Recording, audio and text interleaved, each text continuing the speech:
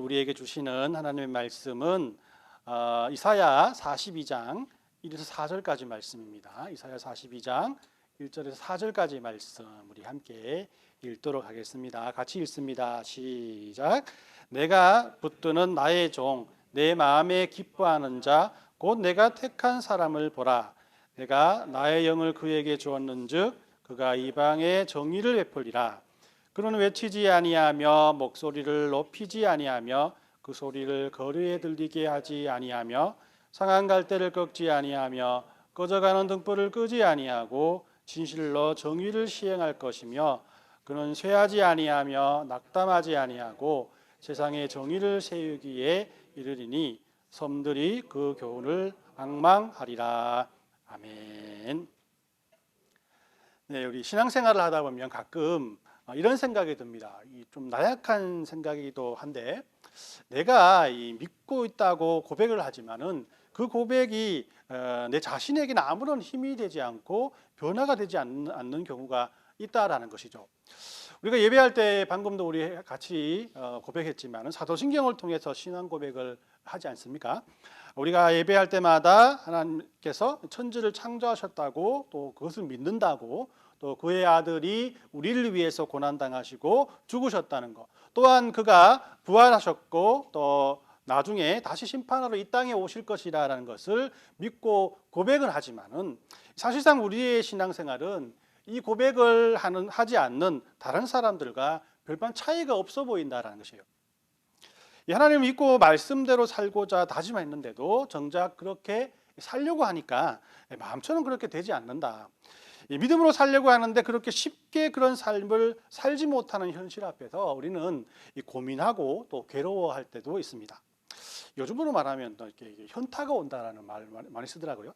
믿음 생활을 하다가도 어떤 면에서는 내가 이게밖에 안 되나라는 현타를 맞아서 좀 우울해질 때가 있다라는 것이죠.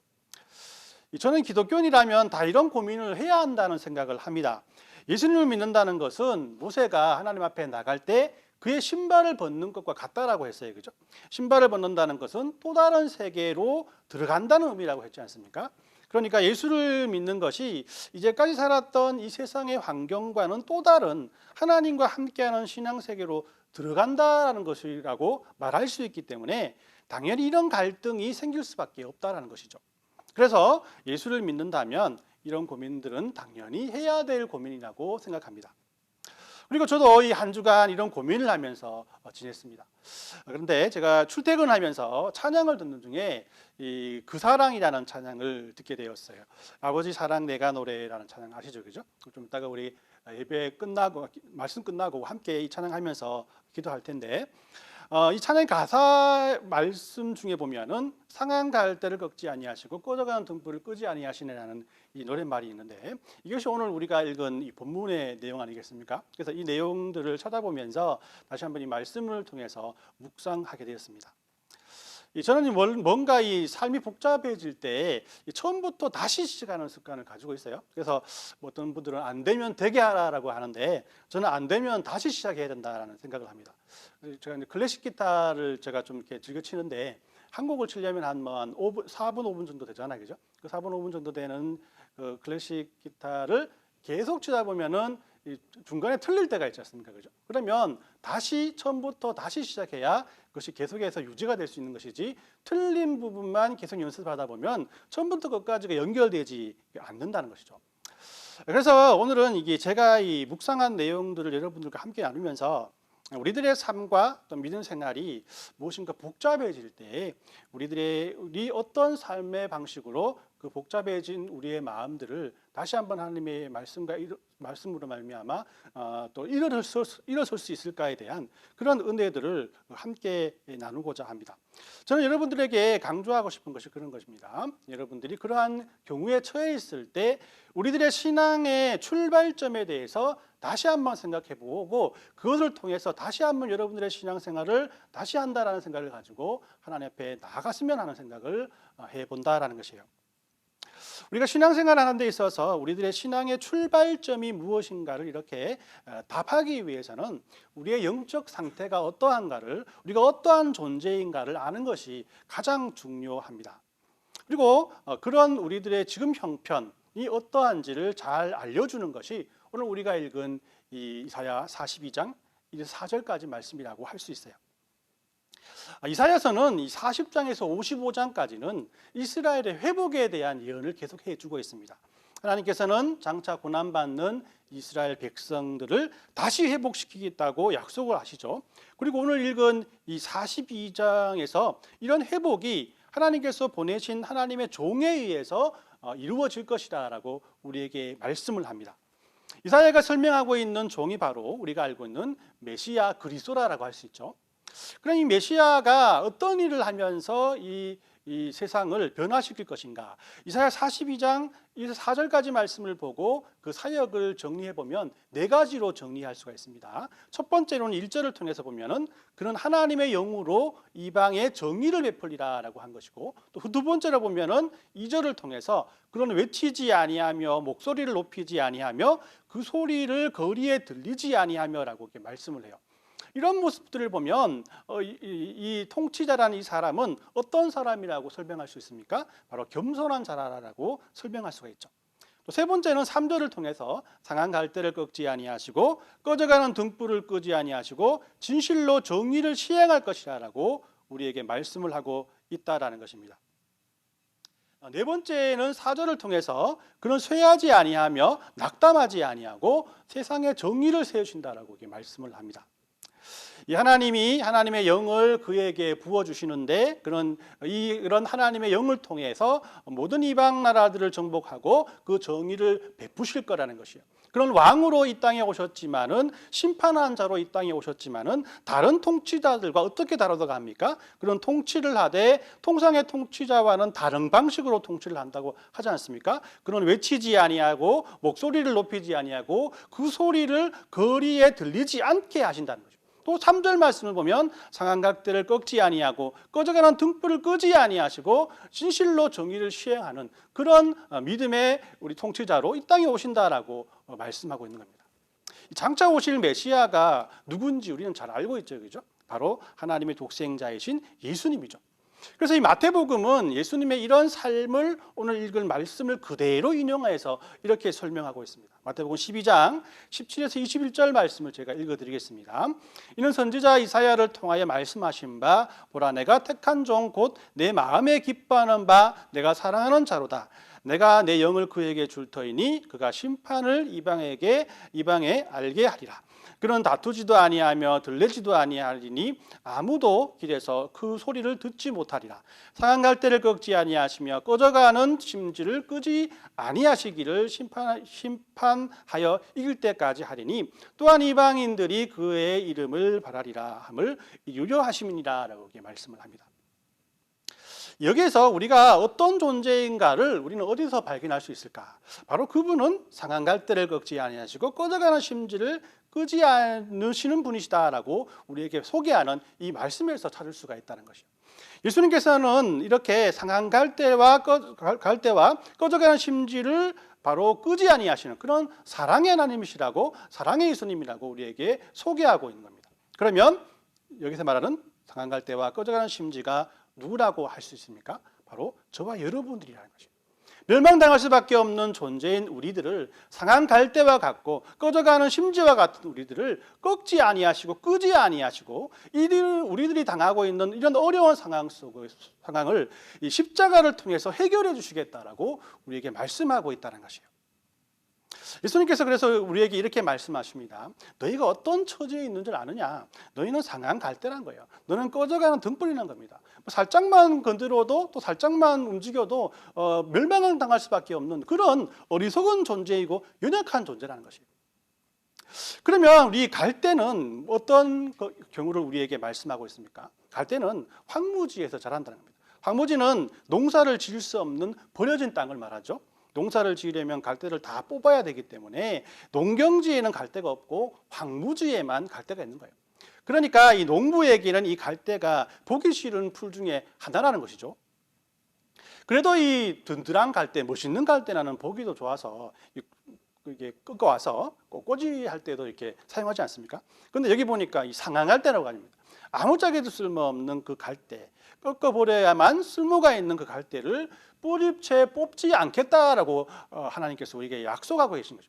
그리고 동양에서는 갈대를 어떻게 의미하고 있습니까? 쉽게 휘어지는 식물이기 때문에 사람의 마음을 갈대와 같이 쉽게 변하고 상처 입는 존재로 표현하지 않습니까? 그래서 이 천년을 한 자리에서 꼿꼿이 서 있는 소나무와 비교해서 자주 사용하기도 합니다. 아무튼 예수님께서는 이런 상한 갈대를 어떻게 하신다고 합니까? 잘 보살펴서 다시 든든한 갈대로 회복시켜 주신다는 거예요. 꺼져가는 등불은 어떻습니까? 등불은 타다가도 기름이 없으시면 또 꺼져 버릴 수밖에 없죠, 그죠? 그리고 기름이 많아도 심지가 다 타면 불이 꺼지게 되어 있습니다. 여기서 꺼져가는 등불이란 것은 심지가 다 타서 곧 꺼지는 등불을 말하죠. 이렇게 꺼져버리면 냄새도 나고, 특히나 이 매연 때문에 원래는 그 불빛이란 것이, 등불이란 것이 불빛을 통해서 사람들에게 기쁨을 주지만은 이런 상황에 처해 있는 등불이란 것은 많은 사람들에게 매연 때문에 피해만 주는 그런 존재가 될 수밖에 없다는 거예요. 그런데 그 꺼져가는 심지를 어떻게 한다고 합니까? 끄지 아니하신다라고 말합니다. 이게 무슨 뜻입니까? 다시 기름을 보충하고 심지어는 새롭게 심지를 붙여서 그 불을 계속해서 유지하게끔 해주겠다라는 것입니다. 하나님께서는 우리들에게 세상의 소금이요 세상의 빛이라고 말씀을 하시면서도 이렇게 너희들은 꺼져가는 등불이요 상한 갈대라라고 우리에게 말씀하고 있다라는 것입니다. 그렇습니다. 우리들의 신앙생활은 바로 상한 갈대요 꺼져가는 심지라는 것을 알면서부터 시작된다라는 것입니다. 우리의 연약함이 우리의 신앙의 이 출발점이라고 할 수 있다는 겁니다. 이렇게 보면 너무 쉽습니다. 그죠? 내가 상한 갈대요 꺼져가는 등불처럼 아무것도 할 수 없는 존재로서 누군가의 도움을 받아야 되는 사람이다. 그런 도움을 바로 하나님께 받으면 되지 않냐라고 그렇게 알고 이해하면 쉽습니다. 우리의 그 신앙생활은 너무나 쉽죠. 그런데 이게 아는 것과 현실이 너무나 다르다는 것이 문제일 수도 있다는 것입니다. 우리들의 신앙은 이렇게 자신이 갈대요 등불이라는 것을 알면서 시작되지만 조금만 있다 보면은 예수님께서 이런 우리를 꺾지 아니하시고 끄지 아니하시는 하나님의 능력과 권능으로 우리를 품어주시는 분이시라는 것을 알고 있지만은 그것을 인정하지 않는 상태까지 발전하게 된다는 겁니다. 심지어 자기 스스로 회복되었다, 자기 스스로 내가 일어났다라고 바로 예수님의 그런 은혜와 사랑들을 이해하지 못하고 또 어떤 면에서는 그것을 방해하는 그런 요소로까지 우리 마음속에 자라날 수 있는 존재라는 것이에요. 저희 집에 오면 이렇게 어항 2개가 있습니다. 오신 분 아시겠죠, 그죠? 지금은 두 어항에 구피라는 고기가 가득 차 있습니다. 막 이 새우 키울 때도 그랬었는데 이 구피랑 그 고기가 얼마나 많은지 무슨 고기죠, 그게? 멸치같이, 그죠? 멸치같이 아주 굉장히 많은 그런 고기들이 살고 있습니다. 저는 이게 매일마다 먹이를 주면서 몇 분간 어항 속의 물고기들을 바라보면서 잠시 묵상에 빠지거든요. 어항 속의 구피들은 어떤 생각을 하며 살아갈까라는 생각들을 합니다. 나름 거기에도 뭐 대장 구피가 있고 잘 나가는 구피가 있고 미인 구피가 있고 못생긴 구피가 있을 것 아닙니까, 그죠? 또 신세 한탄만 하면서 저 구석에 보면은 혼자 구석에 앉아서 그렇게 모든 그 물고기들 회피하는 그런 물고기들도 있습니다. 이런 생각들은 이 감정이 풍부한 저와 같은 이게 문과 학생들이 참 잘하죠, 그죠? 수학적으로 접근해서 왜 그 구피가 그렇게 가 있냐라고 꼬치꼬치 따지다 보면 묵상이 되지 않고 또 화가 나죠, 그죠? 그런데 이런 생각이 듭니다. 이놈들이 어항 밖에서 자기들을 위해서 이 필터와 히팅을 돌리고 매일 물을 갈아주고 매일 밥 주는 이 나의 존재를 알고 있을까라는 생각이 드는 거예요. 혹여나 이놈들이 자신들의 삶의 터전인 이 어항이 오래전부터 이렇게 세팅이 잘 돼 있었고 언제나 자신들의 먹이가 항상 그 풍부하게 나오는 것들에 대해서 고민하지 않고 자신들의 먹이가 어디에서부터 오는지에 대해서 감사하지 않고 살아가는 것은 아닐까라는 생각이 들더라는 거예요. 오늘 말씀에 적용해 본다면 그런 거죠. 꺼져가는 등불과 같고 상한 갈대와도 같은 구피들을 내가 키우고 있는 것은 나름 그 구피에 대한 정이 내가 들었고 또 사랑으로 그것이 정이 발전하는 경우이고 또 그들이 연약한 존재이기 때문이라고 생각합니다. 내가 돌보지 않으면 또 이끼도 끼고 필터도 막히고 온도 조절도 안 되고 무기도 없어서 다 죽을 수밖에 없는 존재잖아요. 내가 있어야만 이놈들이 살 수밖에 없기 때문에 내가 그에 대해서 더욱더 집중하고 신경을 쓴다는 거예요. 이런 의미를 가지고 한 달에 한 번 정도는 또 전체적으로 물갈이를 하지 않습니까? 그죠? 또 해서 몇 개월에 한 번씩은 또 왕 전체를 다 끄집어내서 밑에 깔린 돌들까지 완전히 세척하고 다시 세팅을 합니다. 그러기 위해서는 일단 이놈들을 잡아서 격리를 해야 되는 거잖아요. 그러니까 이 틀째를 가지고 모조리 잡아야고 하려고 하는데 이 구피 입장에서는 어떤 마음이 듭니까? 안 잡히려고 난리가 나는 거죠, 그죠? 도망가고 어떻게든 막 그래서 이 생각을 합니다. 저도 귀찮고 물고기 입장에서는 역병입니다, 그죠? 고난 아닙니까, 그죠?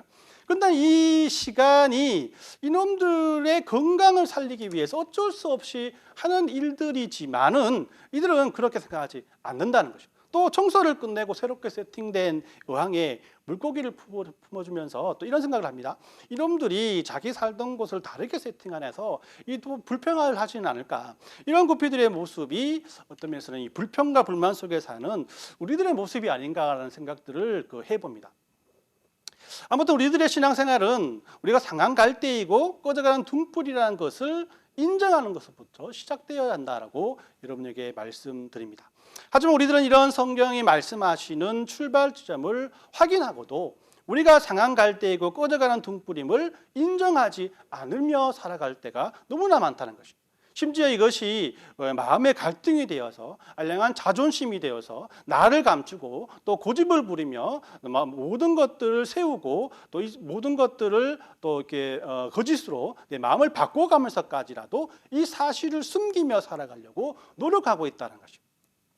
이런 우리들의 모습에 하나님께서는 우리가 스스로 자신을 깨달을 수 있는 방법을 알려주시는데 그 방법이 바로 다른 지체들을 보면서 그 지체들에게서 얻는 은혜라고 할 수가 있습니다.